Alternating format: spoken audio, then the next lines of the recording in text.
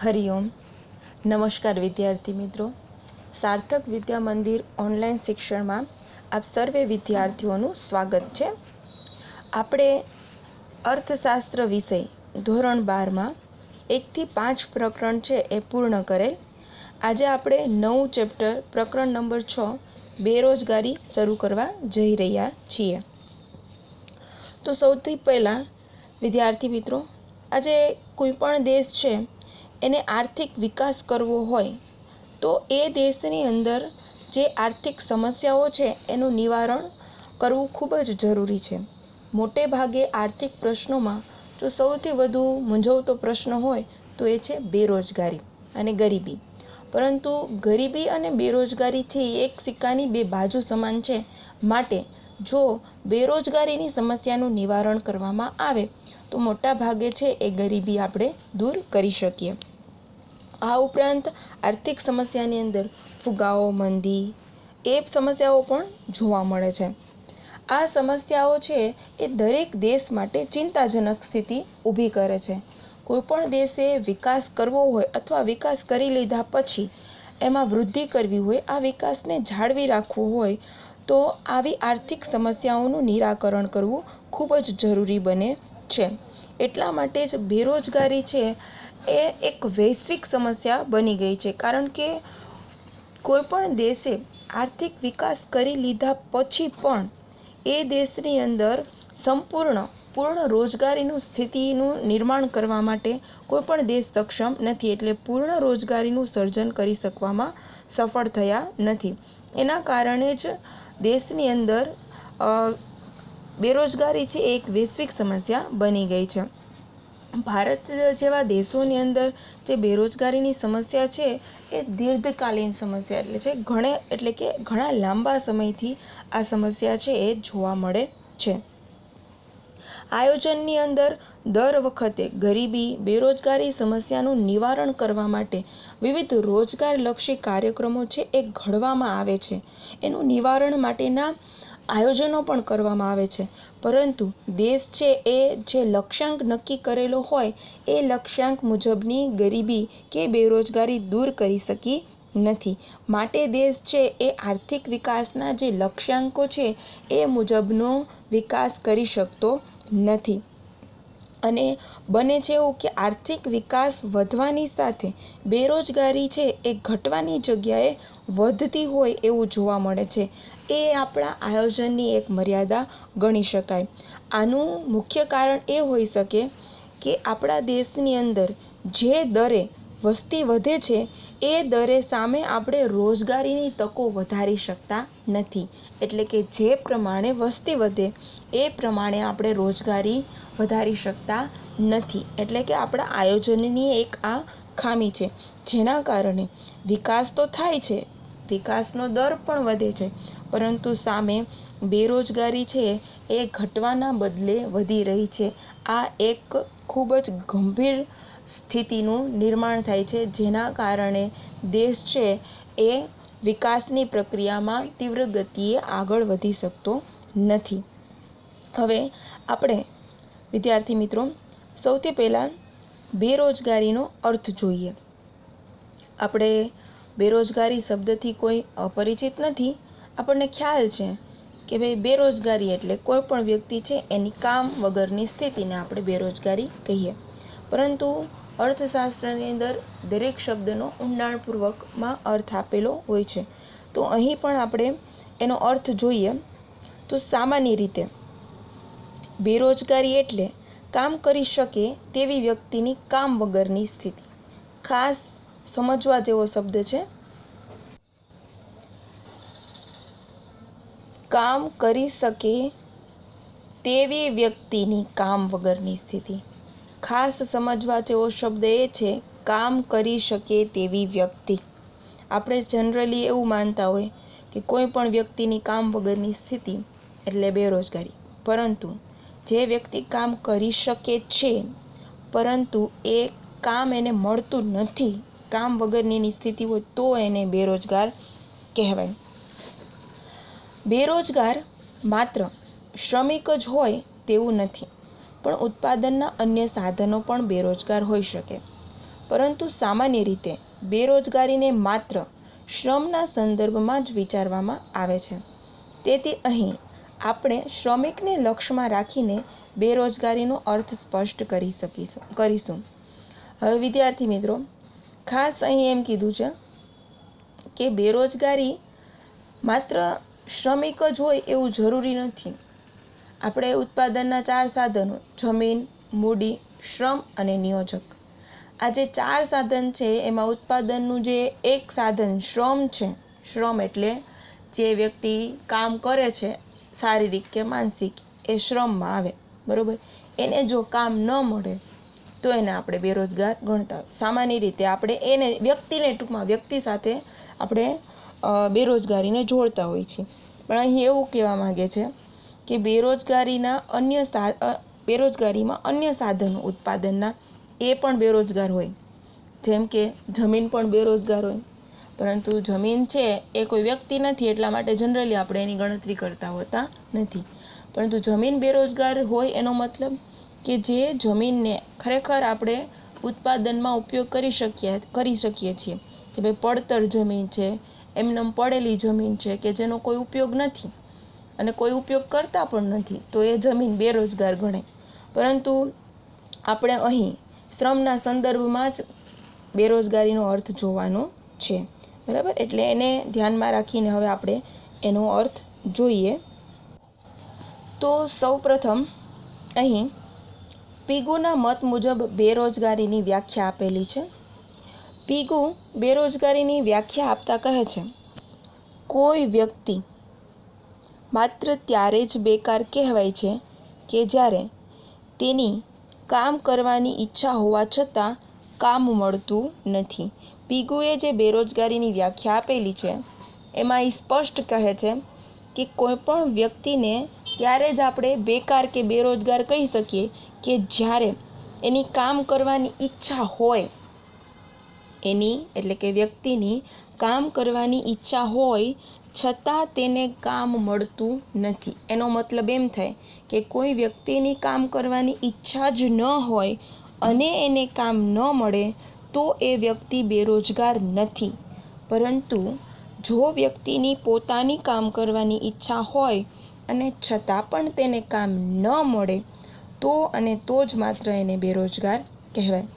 હવે વિદ્યાર્થી મિત્રો, અહીં આ વ્યાખ્યા છે એ ઘણીવાર એક વાક્યમાં એમ પૂછાય કે બેરોજગારીની પીગુની વ્યાખ્યા આપો, તો ત્યારે આપણે કોઈ પણ એક વ્યાખ્યા લખી દઈએ તો ચાલે નહીં. ત્યારે આપણે માત્ર ને માત્ર આ જ વ્યાખ્યા લખવી પડે, અથવા MCQમાં વ્યાખ્યા આપેલી હોય અને આ વ્યાખ્યા કોણે આપેલી તો પણ આ પ્રશ્ન પૂછાઈ શકે. એટલા માટે આ વ્યાખ્યા છે એ ખૂબ અગત્યની.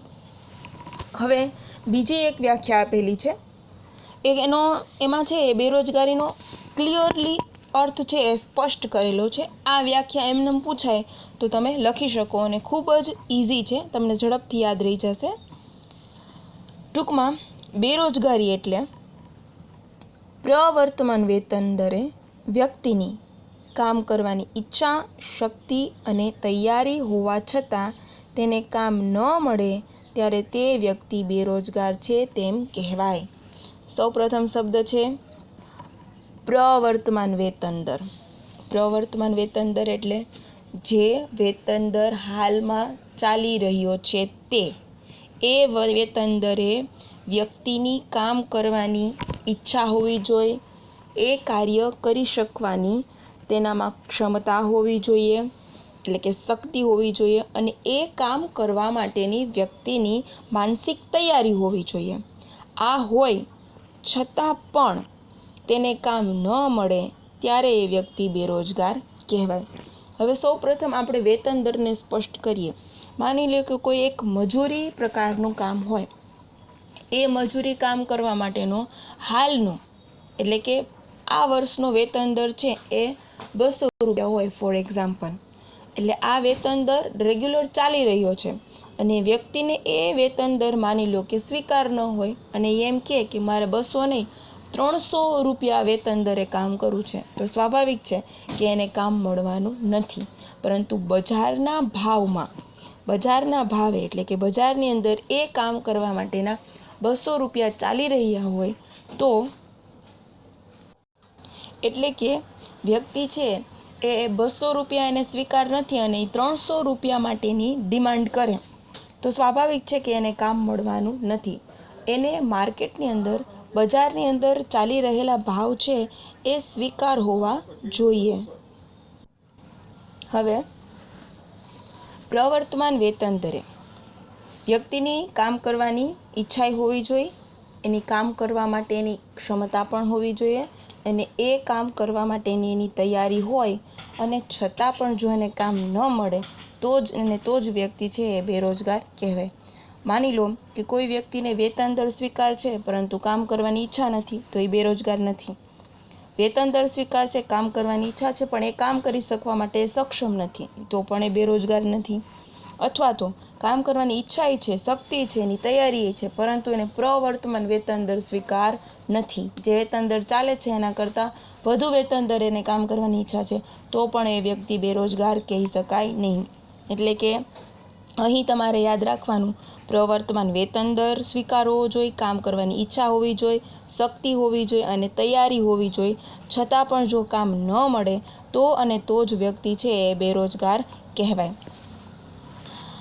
બેરોજગારીના ઉપર્યુક્ત અર્થ મુજબ પ્રવર્તમાન વેતન દરે વ્યક્તિની કામ કરવાની ઈચ્છા, શક્તિ અને તૈયારી હોવા છતાં તેને કામ વગર રહેવું પડે ત્યારે આવી બેરોજગારી અનૈચ્છિક બેરોજગારી, અનૈચ્છિક મતલબ ઈચ્છા વગરની કે ફરજિયાત સ્વરૂપની બેરોજગારી કહેવાય. ફરજિયાત સ્વરૂપની એટલે ફરજિયાત એમ કરવું પડે છે, બરાબર? એટલે ફરજિયાત સ્વરૂપની બેરોજગારી અથવા અનૈચ્છિક બેરોજગારી કહેવાય.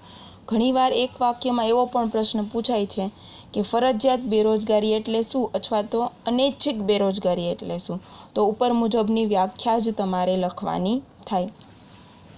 તેવી જ રીતે જો વ્યક્તિની કામ કરવાની ઈચ્છા અને શક્તિ ન હોય અને પરિણામે તે પ્રવર્તમાન વેતન દરે કામ વગર બેસી રહે તેવી વ્યક્તિને બેરોજગાર કહેવાય નહીં. એટલે કે ઈચ્છા નથી અથવા શક્તિ નથી તેમ છતાં એને કામ વગર બેઠું રહેવું પડે છે તો એ વ્યક્તિ બેરોજગાર કહેવાય નહીં. આવા વ્યક્તિને સ્વૈચ્છિક બેરોજગાર ગણી શકાય. એટલે કે પોતાની ઈચ્છાથી બેરોજગાર છે. આ અર્થ મુજબ બાળકો, વૃદ્ધો, અશક્તો અને પોતાની ઈચ્છાથી કામ વગર બેસી રહેનાર સક્રિય શ્રમના પુરવઠાનો હિસ્સો ના હોવાથી બેરોજગાર ગણાય નહીં. આવી સ્વૈચ્છિક બેરોજગારી એ બેરોજગારીની સમસ્યા નથી. ખાસ વિદ્યાર્થી મિત્રો, આ મુદ્દો સમજવા જેવો છે કે જ્યારે વ્યક્તિને પ્રવર્તમાન વેતન દર સ્વીકાર હોય, કામ કરવાની ઈચ્છા, શક્તિ અને તૈયારી હોય અને છતાં કામ ન મળે તો એ ફરજિયાત બેરોજગારી કહેવાય, અનૈચ્છિક બેરોજગારી કહેવાય. પણ વ્યક્તિની કામ કરવાની ઈચ્છા જ ન હોય અથવા એ સક્ષમ નથી, બરાબર, તો એવી વ્યક્તિ ફરજિયાત સ્વરૂપની બેરોજગારી નથી, સ્વૈચ્છિક બેરોજગાર છે, પોતાની ઈચ્છાથી બેરોજગાર છે. એટલે આવી બેરોજગારી છે એ બેરોજગારી માટે સમસ્યા રૂપ નથી. ખાસ કરીને આવા સ્વૈચ્છિક બેરોજગારોમાં બાળકો છે એ કામ કરી શકવા માટે સક્ષમ નથી એટલે એની પાસે શક્તિ નથી. વૃદ્ધો છે એ પણ એમાં જ આવે, બરાબર. એટલે કે 0 થી 14 વર્ષની વયજૂથ ધરાવતા બાળકો, બરાબર. આ ઉપરાંત 65 વર્ષથી વધુ ઉંમર ધરાવતા વૃદ્ધો, અશક્તો એટલે જે હેન્ડીકેપ હોય, બરાબર, જેનું વયજૂથ છે એ 15 થી 64ની વચ્ચે આવતું હોય પરંતુ તેઓ કામ કરવા માટે સક્ષમ નથી એટલે અશક્તો છે. અને બીજા આવે છે પોતાની ઈચ્છાથી કામ વગર બેસી રહેનાર સક્રિય શ્રમનો પુરવઠો ન ગણાય. પોતાની ઈચ્છાથી જે બેરોજગાર બેઠા છે એને સક્રિય શ્રમનો પુરવઠો એટલે તો કે જે કામ કરી શકવા માટે સક્ષમ છે. એમાં આપણે બાળકોનો, વૃદ્ધોનો અને અશક્તોનો સમાવેશ કરતા નથી. તો આવી જે સમસ્યા છે એ બેરોજગારીની સમસ્યા નથી. બેરોજગારીનો ખ્યાલ સક્રિય શ્રમના પુરવઠાના સંદર્ભમાં જ સમજાવવામાં આવે છે. સક્રિય શ્રમના પુરવઠામાં 15 થી 64 વયજૂથ ધરાવતા 64 વર્ષની વયજૂથ ધરાવતા વ્યક્તિઓનો સમાવેશ થાય છે. સક્રિય શ્રમના પુરવઠામાં સામાન્ય રીતે 15 થી 64 વર્ષની વયજૂથમાં હોય તેવી વ્યક્તિઓનો સમાવેશ કરવામાં આવે છે. બેરોજગારીના અર્થની સ્પષ્ટતા પરથી કહી શકાય કે અનૈચ્છિક બેરોજગારી કે ફરજિયાત સ્વરૂપની બેરોજગારી જ દેશ માટે સમસ્યા રૂપ ગણવામાં આવે છે. ભારતમાં પણ બેરોજગારીએ ગંભીર આર્થિક સમસ્યાનું સ્વરૂપ ધારણ કર્યું છે. બેરોજગાર વ્યક્તિ આર્થિક રીતે આશ્રિત હોય છે અને સમાજમાં સ્વમાનપૂર્વક જીવન જીવી શકતા નથી. તેથી ભારતમાં બેરોજગારીની સમસ્યા એ માત્ર આર્થિક જ નહીં પણ તે સામાજિક, નૈતિક અને રાજકીય ક્ષેત્રે સમસ્યાઓ ઊભી કરી શકે છે. હવે અહીં વિદ્યાર્થી મિત્રો, આપણે જે બેરોજગારીનું વયજૂથ કીધું, 15 થી 64 વર્ષનું જે વયજૂથ છે એ સક્રિય શ્રમનો પુરવઠો છે. આવી વ્યક્તિઓને જો કામ કરવાની ઈચ્છા હોય, શક્તિ હોય, પ્રવર્તમાન વેતન દર સ્વીકાર હોય અને કામ ન મળતું હોય તો એ ફરજિયાત સ્વરૂપની બેરોજગારી કહેવાય. અને આ જ સ્વરૂપની જે બેરોજગારી છે એ દેશ માટે પડકારજનક છે, સમસ્યારૂપ છે. બરાબર. અને ભારતમાં પણ બેરોજગારીની જે આવી સમસ્યા છે આર્થિક સમસ્યાનું સ્વરૂપ ધારણ કરે છે. સામાન્ય રીતે આપણને એમ થાય કે કોઈ વ્યક્તિ બેરોજગાર હોય તો એનાથી શું ફેર પડે? તો એ વ્યક્તિ છે એક તો પહેલાં આર્થિક રીતે બીજા ઉપર આશ્રિત છે, એટલે બીજા ઉપર આધાર રાખે છે. બરાબર. અને સમાજની અંદર એ સ્વમાનપૂર્વક જીવન પણ જીવી શકતા નથી. કારણ કે આપણે જાણીએ છીએ કે સામાજિક દૃષ્ટિકોણથી જે કામ વગરની વ્યક્તિ હોય એને હીન ભાવથી જોવામાં આવતા હોય છે. એટલા માટે બેરોજગારી છે એ માત્ર આર્થિક સમસ્યા જ નથી પણ સામાજિક કઈ છે, નૈતિક કઈ છે અને રાજકીય ક્ષેત્રે પણ ઘણા બધા પ્રશ્નો ઊભા કરે છે. આ બેરોજગારીની વ્યાખ્યા છે. પરંતુ જે લોકો જેમ કે 0 થી 14 વર્ષના જે બાળકો હોય એને આપણે બેરોજગાર કહેતા નથી. આપણે ક્યારે એવું નથી સાંભળ્યું કે ભાઈ બાળકો છે એને કોઈ એમ કહેતું હોય કે આ હાવ ખાલી બેઠા છે અથવા તો કંઈ કામ નથી કરતા, બેરોજગાર છે, એવું નથી કહેતા હોતા. આ ઉપરાંત વૃદ્ધો હોય, બરાબર, કે જે ઉંમર લાયક હોય, કામ કરી શકે એવી એની ક્ષમતા જ નથી, તો આપણે એને પણ એમ નથી કહેતા કે આ જો બેરોજગાર બેઠા છે, ખાલી ખોટા બેઠા હોય એમને નવરા, એવું એને નથી કહેતા. આ ઉપરાંત અશક્તો એટલે કે કોઈ હેન્ડીકેપ વ્યક્તિઓ હોય, બરાબર, હાથ પગમાં કે કોઈ પણ બીજી ખોડખાપણ હોય, માનસિક રીતે અસ્વસ્થ કોઈ વ્યક્તિ હોય તો આપણે એને પણ બેરોજગાર કહેતા નથી. માત્ર ને માત્ર જે કામ કરી શકે એવી ક્ષમતા ધરાવતા હોય એવા લોકો કે જે 15 થી 64 વર્ષની અંદર આવતા હોય તેવા વ્યક્તિઓને જ આપણે બેરોજગારની અંદર સામેલ કરીએ છીએ. અને આવા વ્યક્તિ જો બીજા ઉપર આશ્રિત હોય તો એ દેશ માટે એક ગંભીર સમસ્યા છે અને એ આર્થિક, સામાજિક, નૈતિક અને રાજકીય ક્ષેત્રે પણ ઘણા બધા પ્રશ્નો ઊભા કરી શકે છે. વિદ્યાર્થી મિત્રો, આજના વિડીયોની અંદર આપણે માત્ર બેરોજગારની વ્યાખ્યા અને એની અંતર્ગત જે બીજા એક વાક્ય કે MCQમાં પૂછાય એવા પ્રશ્નોની આપણે આજે ચર્ચા કરેલી. નેક્સ્ટ વિડીયોની અંદર આપણે બેરોજગારીના પ્રકારો વિશેની માહિતી મેળવશું. હરિઓમ અસ્તુ.